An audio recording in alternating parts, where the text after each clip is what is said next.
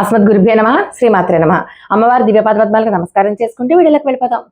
ప్రతి ఒక్కళ్ళు కూడా 27 నక్షత్రాలలో ఏదో ఒక నక్షత్రంలో పుట్టే ఉంటారు. కొంతమందికి నక్షత్రాలు తెలుస్తాయి, కొంతమందికి తెలియదు. తెలిసిన వాళ్ళకి వాళ్ళలో ఉన్నటువంటి లోపం ఏంటి, దాన్ని ఎలా రెక్టిఫై చేసుకోవాలి. బహుశా మనలో ఉన్నటువంటి పొరపాటు ఏంటో, లోపం ఏంటో తెలిస్తే మనం వెంటనే రెక్టిఫై చేసుకుంటాం. బయట వాళ్ళు ఎవరో చెప్పక్కర్లేదు. అది చెప్పేది కూడా కాదు కూడా. ఒకవేళ నక్షత్రాలు ఏమీ తెలియకపోతే ఏం పరిహారాలు చేసుకోవాలి. ప్రతి నక్షత్రానికి ఏదో ఒక సమస్య ఉంటుంది. ఆ సమస్య అంటే బయటికి చెప్పుకోలేని సమస్య కావచ్చు అది. మరి చెప్పుకోలేని సమస్య ఏంటో మనకు తెలిస్తే, ఒకవేళ దానికి పరిహారం తెలిస్తే, ఆ పరిహారం ద్వారా గనక మనం ఆ సమస్య నుంచి బయటపడిపోతే అంతకంటే కావాల్సినవి ఉంది. కాబట్టి ఒక్కొక్క నక్షత్రానికి సామాన్యంగా కనిపించే సమస్యలేంటి, ఆ సమస్యకి మనం ఏ పరిహారం చేసుకోవాలన్నది మనం ఈ వీడియోలో తెలుసుకుందాం. ఒకవేళ మీకు జన్మ నక్షత్రం తెలియకపోతే వాళ్ళు ఏ పరిహారం చేసుకోవాలి అన్నది కూడా మనం చివరిలో చెప్పుకుందాం. మొట్టమొదట మనకి నక్షత్రాలలో మొదట ప్రారంభమయ్యే నక్షత్రం అశ్విని నక్షత్రం. అశ్విని నక్షత్ర జాతకులకి, అశ్విని నక్షత్రకులకి ఏ సమస్య ఉంటుంది, వాళ్ళు ఆ సమస్య నుంచి రెక్టిఫై చేసుకోవాలంటే ఏంటి? మీకు సామాన్యంగా చెప్తూనే ఉంటాను, అశ్విని నక్షత్రం వాళ్ళది చాలా మంచి గొప్ప నక్షత్రం, నలుగురిలోనూ గుర్తింపు పొందేటటువంటి నక్షత్రం అని చెప్పాను. కానీ వాళ్ళలో ఉన్నటువంటి ఒక లోపం, లేకపోతే వాళ్ళకి సమస్య ఏంటంటే నిర్ణయ లోపం. సామాన్యంగా ఏ నిర్ణయాన్ని తీసుకోలేరు. మరి వాళ్ళు ఆ నిర్ణయాలు తీసుకోలేరు అన్న లోపం నుంచి బయటపడాలి అంటే వాళ్ళు గనక శివ పూజ, పరమేశ్వర పూజ చేసుకున్నట్లయితే నిర్ణయం నుంచి బయటపడతారు. అలాగే భరణి నక్షత్రం. భరణి నక్షత్రం వాళ్ళకి అభివృద్ధి లోపం. అంటే వాళ్ళు ఎంతో కష్టపడతారు, కానీ వాళ్ళకి ఉన్నటువంటి డెవలప్మెంట్ మాత్రం జరగదు. అలాంటి వాళ్ళు భరణి నక్షత్ర జాతకులకి ఏ పరిహారం చేస్తే వాళ్ళు ఆ అభివృద్ధి లోపం అనేటటువంటి సమస్య నుంచి బయటపడతారంటే, వాళ్ళు లక్ష్మీ పూజ చేసుకోవాలి.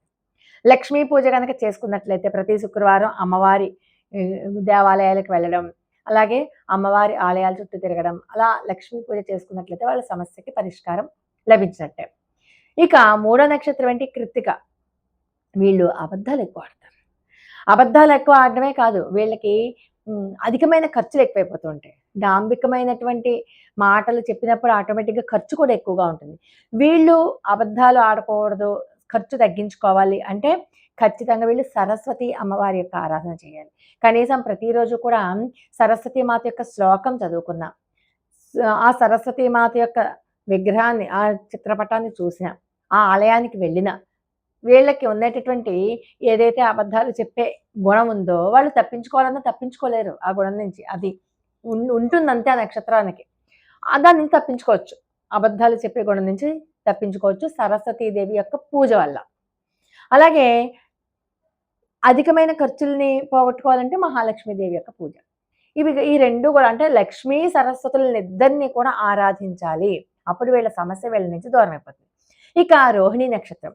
రోహిణి నక్షత్రానికి చాలా ఎక్కువ మంది శత్రువులు ఉంటారు. రోహిణి అంటే శత్రువులు అంటే ఏదో సినిమాల్లో చూపించినట్టుగా కాదు. మన కుటుంబంలో వాళ్ళే మనకి శత్రువులు అవ్వచ్చు, ఒక్కొక్కసారి మన బంధువర్గం అవ్వచ్చు, మనకి స్నేహితులు అని చెప్పుకుంటూ మన చుట్టూనే తిరుగుతూ మనకి రకరకాలుగా కీడు అంటే మనల్ని తక్కువ చేసి మాట్లాడడం, అవమానకరంగా మాట్లాడడం, హేళన చేయడం, ఇవన్నీ మన శ్రేయస్సు కోరుకునే వాళ్ళు అయితే చేయరు కదా. అలాంటి వాళ్ళు ఏం చేయాలంటే దుర్గాదేవి పూజ చేయాలి. లేకపోతే కనీసం ఓం దుమ్ దుర్గాయే నమః అన్న మంత్రాన్ని విడవకుండా ఎన్ని ఎక్కువ సార్లు చేస్తే అంత మంచిది. తర్వాత మృగశిర వాళ్ళకి ఊపిరితిత్తుల సమస్య ఉంటుంది. కొంచెం బ్రీతింగ్ ప్రాబ్లం అని, లేదా నాస్ట్రిల్ సమస్య అని, ఇలాంటివి కొంచెం ఉంటాయన్నమాట. అలాంటి వాళ్ళు విష్ణు పూజ చేయాలి. విష్ణు పూజ చేస్తే వాళ్ళ సమస్యకి పరిష్కారం లభిస్తుంది. ఆరుద్ర నక్షత్ర జాతకులు పాపం వీళ్ళు డబ్బులు ఖర్చు పెట్టాలా వద్దా, ఆ పని వెళ్ళిపోతుంది. అయ్యో ఇల్లు వచ్చింది, ఇల్లు కొనుక్కోవాలి, ఇంటికి ఎన్ని లక్షలు అవుతుంది, తీసుకుందామా వద్దా, ఏదైనా కానివ్వండి. అది అంటే ధన సంబంధమైనటువంటి విషయాలు, ధన నిర్ణయాల్లో లోపం, డబ్బుకి సంబంధించిన నిర్ణయాలు తొందరగా తీసుకోలేరు. అలాంటి వాళ్ళు ఏం చేయాలంటే లక్ష్మీ కుబేర పూజ చేసుకోవాలి. లక్ష్మీ కుబేర పూజ. తర్వాత పునర్వసు నక్షత్రం వాళ్ళు ఎవరో ఒకళ్ళ చేతిలో ఏదో రకంగా మోసపోతూనే ఉంటారు. ఇలాంటి వాళ్ళు విష్ణు పూజ చేసుకోవాలి. తర్వాత పుష్యమి నక్షత్ర జాతకులకి పిరికితనం ఉంటుంది, భయం. అమ్మో ఈ పని చేస్తే వీళ్ళు మన చేతిలోంచి జారిపోతారేమో, లేకపోతే ఇది చేస్తే ఇది అవుతుందేమో అని అదో రకమైన భయం. అంటే ఇంకా చెప్పాలంటే ఇన్సెక్యూర్ ఫీలింగ్.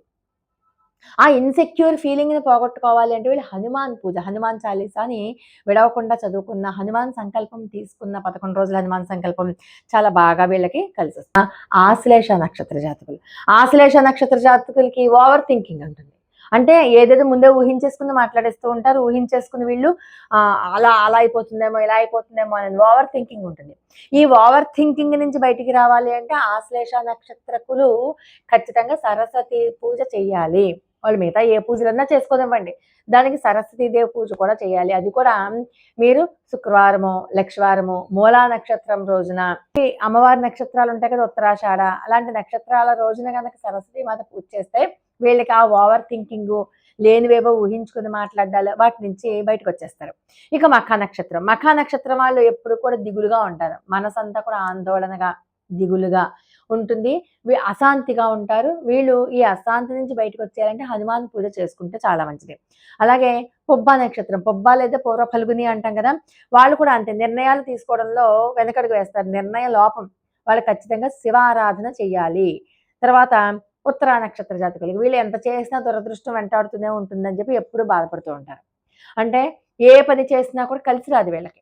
ఏం చేద్దామన్నా కూడా కలిసి రాదు. కొన్ని కొన్ని సార్లు బాధపడుతూ ఉంటారు దాని గురించి. వీళ్ళు గణపతి పూజ చేయాలి. అంటే ఏ ఆటంకాలైనా తొలగిపోతాయన్నమాట. సంకష్టహార చతుర్థి చేయడం ఒకటి, వినాయక చవితి పూజ చేసుకోవడం ఒకటి, ప్రతి బుధవారం గూడా గణపతి పూజ లేదా ప్రతి శుక్రవారం గణపతి పూజ చేసుకోవడంతో పాటు కుడుములు గనక నైవేద్యంగా పెట్టినట్లయితే వీళ్ళు ఏదైతే సమస్య నుంచి బాధపడుతున్నారో వాళ్ళ నుంచి బయటకొచ్చేస్తారు. ఇక హస్తా నక్షత్రం. హస్తా నక్షత్ర జాతకులకి కూడా అంత సేమ్ అడ్డంకులు, ఆటంకాలు.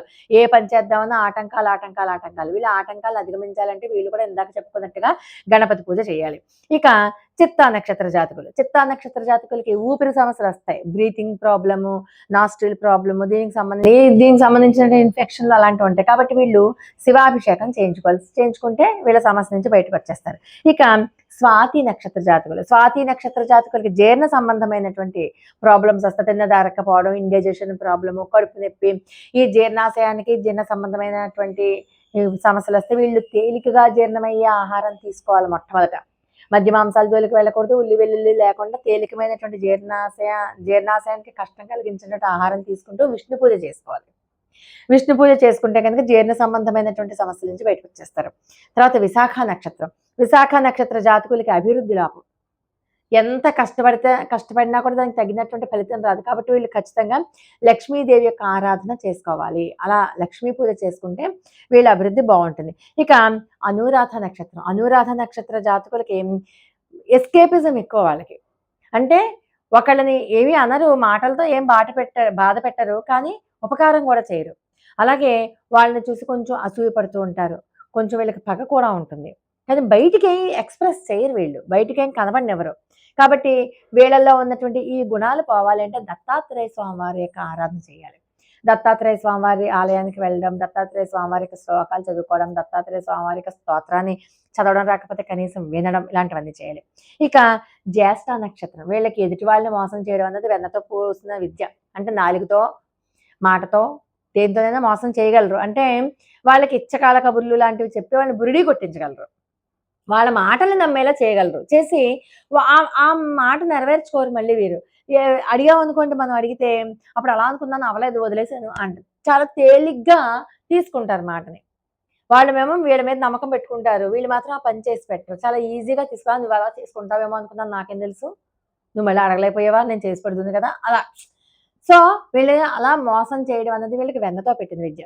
దానికి పరిష్కారం వీళ్ళలో ఉన్నటువంటి ఆ గుణం పోవాలంటే ఆ జాతకులు ఖచ్చితంగా విష్ణు పూజ చేయాలి. విష్ణువుని ఆరాధించాలి. విష్ణు సహస్రనామాలు చదువుకోవడం అలాంటివి చేయాలి. ఇక మూలా నక్షత్రం. మూలా నక్షత్ర జాతకులు వాళ్ళ భాగస్వామితో తగువులు పెట్టుకుంటారు. అది జీవిత భాగస్వామి కావచ్చు, వ్యాపారంలో భాగస్వామి కావచ్చు, ఎవరైనా కావచ్చు. గొడవలొస్తూ ఉంటాయి. అలాంటి వాళ్ళు శివాభిషేకం చేయించుకోవాలి. పరమేశ్వరుడికి అభిషేకం చేయించుకొని చక్కగా పరమేశ్వర ఆరాధనలో ఉండి ఓం నమః శివాయ అన్న పంచాక్షరి మహామంత్రాన్ని గనక జపించుకుంటూ ఉంటే వీళ్ళు భాగస్వామితో ఉన్నటువంటి గొడవలన్నీ పోతాయి. ఇక పూర్వాషాఢ నక్షత్రం. పూర్వాషాఢ నక్షత్రం వాళ్ళు ఎక్కువ సార్లు ఓడిపోతూ ఉంటారు. అందుకని ఓటమి నుంచి తప్పించుకోవాలి, ఓటమి అన్నది రాకూడదు అంటే హనుమాన్ పూజ చేయాలి. తర్వాత ఉత్తరాషాఢ నక్షత్రం వాళ్ళు. ఉత్తరాషాఢ నక్షత్రం వాళ్ళకి సంతానానికి సంబంధించినటువంటి సమస్యలు ఎక్కువ వస్తూ ఉంటాయి.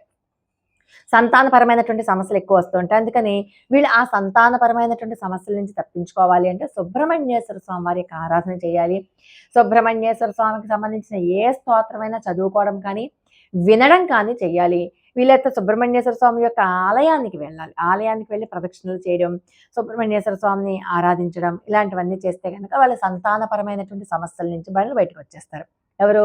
ఉత్తరాషాఢ నక్షత్రం వాళ్ళు. ఇక శ్రవణ నక్షత్రం వాళ్ళకి కూడా శత్రుబాధలుంటాయి. వాళ్ళు కూడా ఏం చేయాలి? దుర్గాదేవిని పూజ చేయాలి. దుర్గాదేవి ఆరాధన చేయాలి. వీలైతే ప్రతి మంగళవారం కూడా రాహుకాలంలో దుర్గాదేవికి నిమ్మకాయలతో దీపారాధన చేసినా కూడా వీళ్ళకి బాగా కలిసొస్తుంది.